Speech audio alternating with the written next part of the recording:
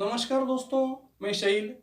दोस्तों, आज के इस वीडियो में हम ओसीडी के प्राइमरी वाले टाइप्स को जानने की कोशिश करेंगे। इसके बाद के वीडियो में मैं आपको ओसीडी के सेकेंडरी टाइप्स क्या होते हैं ये बताऊंगा, और फिर उसके बाद के वीडियो में मैं ओसीडी के इन टाइप्स के फीचर्स आपको बताऊंगा।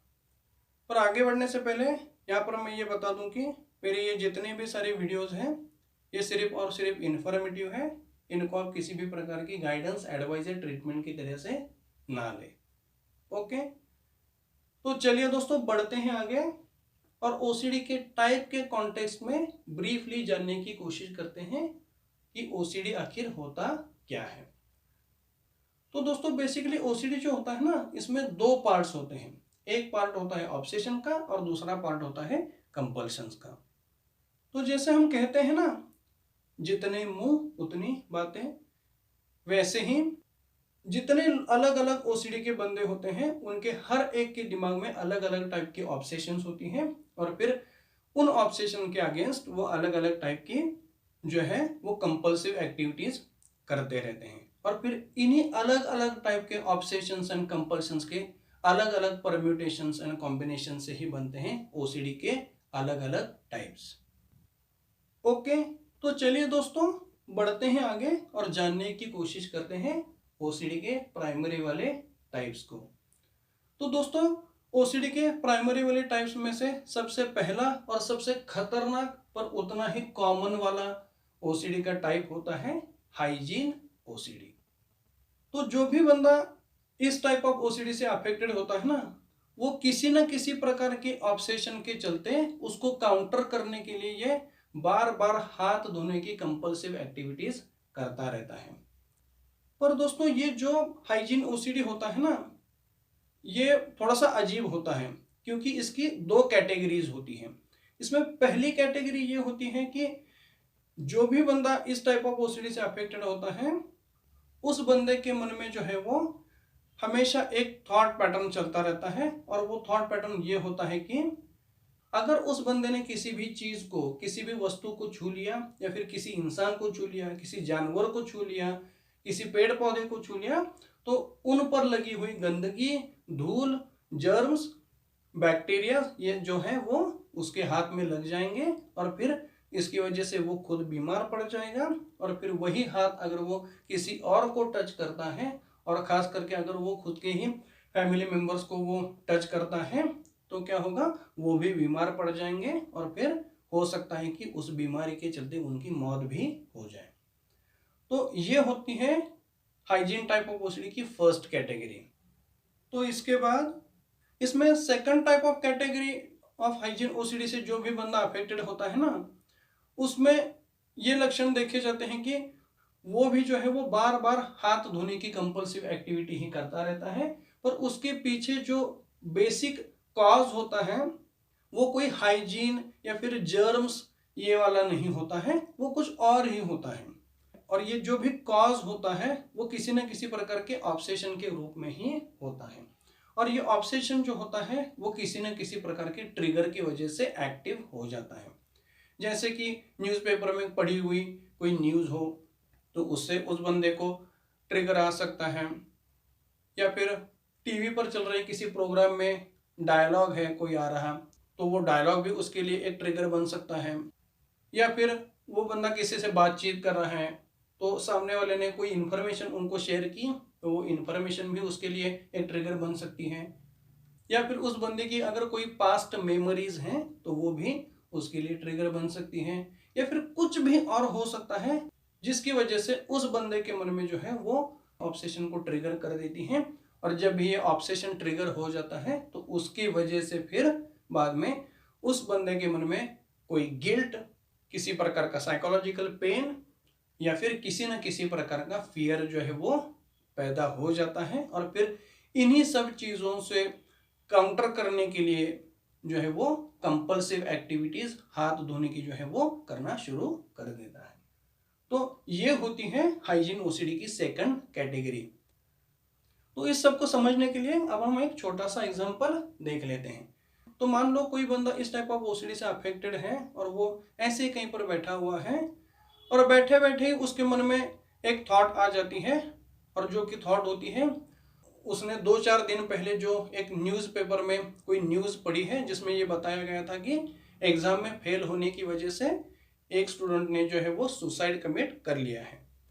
तो ये जो 2-4 दिन पहले की मतलब एक पास्ट मेमोरी जो है, जिसमें एक ट्रिगर पैदा हुआ है किसी न्यूज़पेपर में आई हुई न्यूज़ का, तो इसके चलते जो है वो आज की डेट में अभी जो है उसके मन में ऑब्सेशंस पैदा हो रहे हैं। और ये ऑब्सेशन क्या है, फियर के फॉर्मेट में ये ऑब्सेशंस हैं, और जो कि बताते हैं जैसे वो बंदा एग्जाम में फेल हो चुका है वैसे तू भी एग्जाम में फेल हो जाएगा, या फिर हो सकता है कि तू जॉब इंटरव्यू के लिए जाए तब तुम्हें रिजेक्ट कर दिया जाए, या फिर हो सकता है कि तुम्हें कोई फाइनेंशियल लॉस हो जाए, या फिर हो सकता है कि तुम्हारी डेथ हो जाए, तुम्हारे घर वालों की किसी की डेथ हो जाए, या फिर कोई भी और बड़ी प्रॉब्लम हो जाए।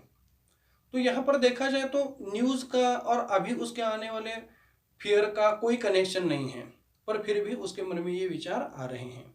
तो फिर इस फियर को काउंटर करने के लिए ही उसके मन में एक और विचार आता है कि अगर तू चाहता है कि ये सब तेरे साथ ना हो तो फिर तू झट से जा और 4 बार जाके हाथ धो के आ जा। या अगर तू करेगा तो तुम्हें कोई भी प्रॉब्लम नहीं होगी। तो बेसिकली ये होता है second category of hygiene OCD में। तो देखा दोस्तों, अभी हमने 2 कैटेगरीज देखी है। इसमें पहली कैटेगरी है जिसमें purely hygiene, germs, disease, bacterias ये बेस में चल रहा है।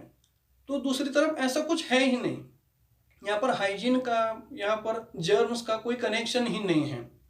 ओके, यहाँ पर जो है वो प्योरली एक इररेलेवेंट, इलॉजिकल ऑब्सेशन है जिसकी वजह से कोई फियर ट्रिगर हो रहा है, जिसको काउंटर करने के लिए ये हाथ धोने की कंपल्सिव एक्टिविटीज यहाँ पर वो बंदा कर रहा है। ओके, तो बेसिकली ये होता है हाइजीन ओसीडी। तो इसके बाद अब हम देखेंगे next primary type of OCD, और वो है रिलीजियस ओसीडी। तो इस टाइप ऑफ ओसीडी में बंदा जो होता है ना, उसके मन में गॉड के प्रति, रिलीजियस प्लेसेस के प्रति, रिलीजियस चीज़ों के प्रति, त्योहारों के प्रति, होली बुक्स के प्रति जो है वो बहुत ही गंदे वाले और निगेटिव टाइप के विचार आते हैं। जैसे कि गॉड की मूर्ति को मैंने किसी गंदी नाली में फेंक दिया है, या फिर गॉड की मूर्ति को मैंने तोड़ दिया है, या फिर रिलीजियस होली बुक्स जो है उनको मैंने जला दिया है या फिर फाड़ दिया है। इसके अलावा जितने भी और भी रिलीजियस चीज़ें होती हैं उनको मैंने किसी गंदी जगह पर फेंक दिया है, उनके ऊपर मैंने कचरा डाल दिया है, ये वाले विचार आते हैं। या फिर जितनी भी रिलीजियस प्लेसेस होती हैं उनके बारे में भी उनके मन में अजीबोगरीब टाइप के गंदे वाले विचार आना शुरू हो जाते हैं। इसी के साथ साथ कई बार उनके मन में ऐसे भी विचार आते हैं कि वो गॉड को बहुत ही गंदी गंदी वाली गालियाँ दे रहे हैं, या फिर उनके मन में ऐसा भी विचार आता है कि उन्होंने गॉड के ऊपर जो है वो पेशाब कर दिया है। तो ये और ऐसे कई सारे और टाइप के जो है वो बहुत ही गंदे वाले विचार उनके मन में ऑटोमेटिकली आ जाते हैं। फिर उसके बाद उसके मन में एक और विचार आता है कि भाई ये मैंने क्या कर दिया, गॉड के बारे में मैंने इतने गंदे विचार किए, भाई ये जो है ना ये बहुत बहुत बहुत ही बड़ा वाला गुनाह मैंने कर दिया है, और अभी गॉड जो है वो मुझे इसकी सज़ा ज़रूर देगा। तो ये वाला थॉट उसके मन में आ जाता है।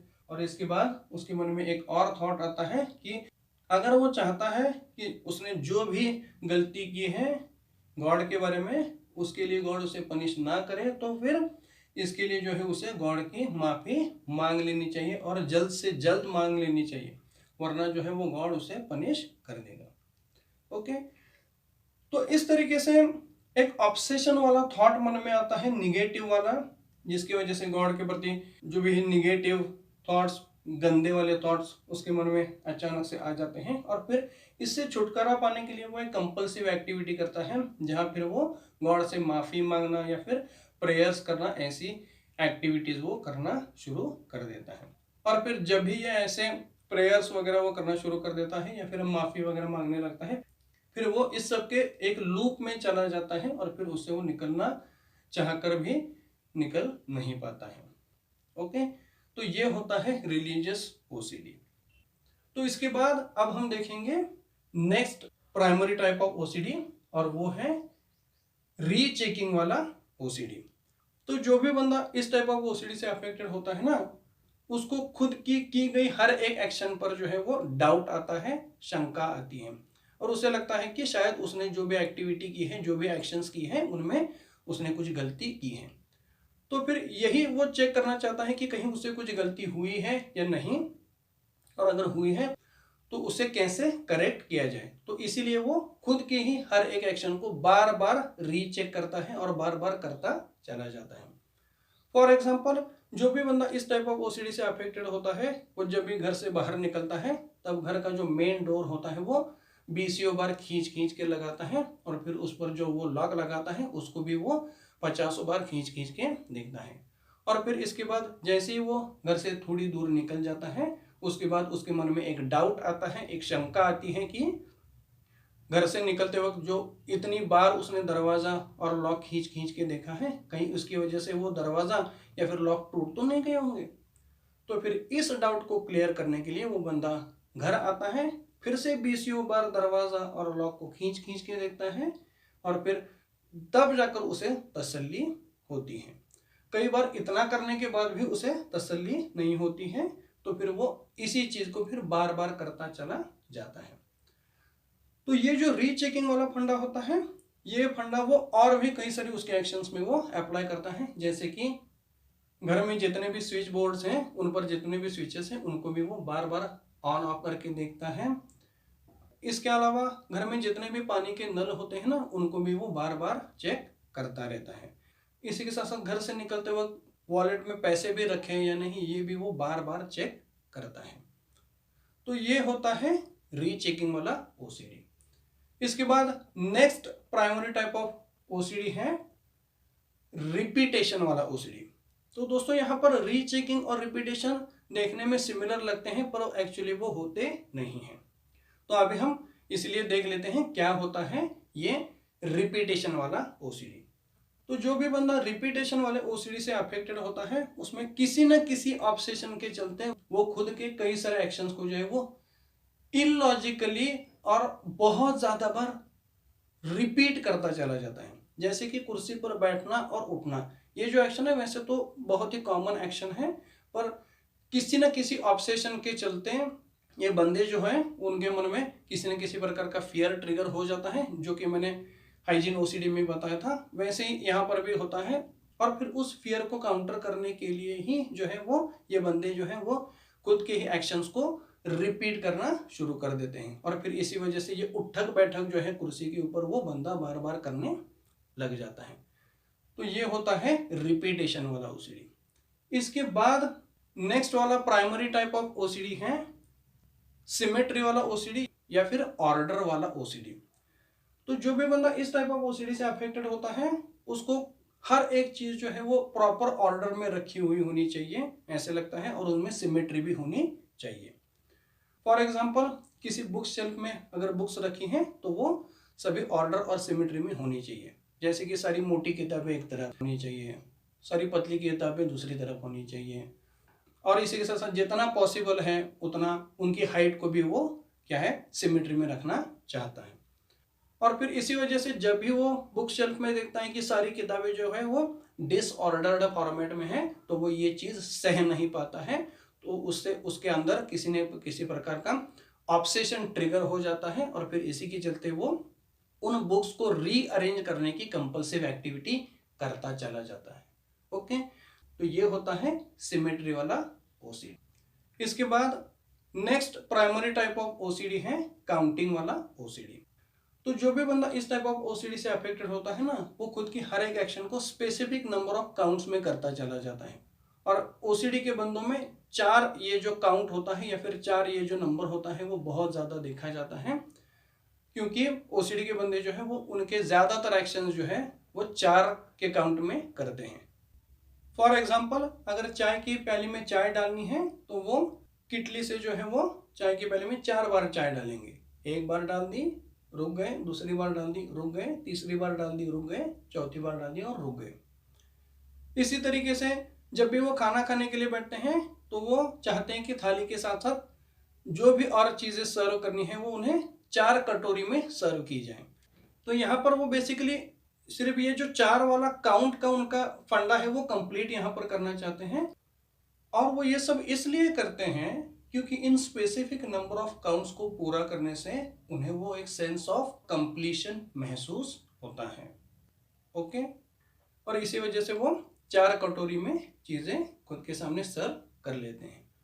तो इस तरीके से होता है ये काउंटिंग वाला ओसीडी। ओके, तो दोस्तों इस तरीके से अभी हमने इन प्राइमरी टाइप ऑफ ओसीडीज को यहाँ पर जानने की कोशिश की है।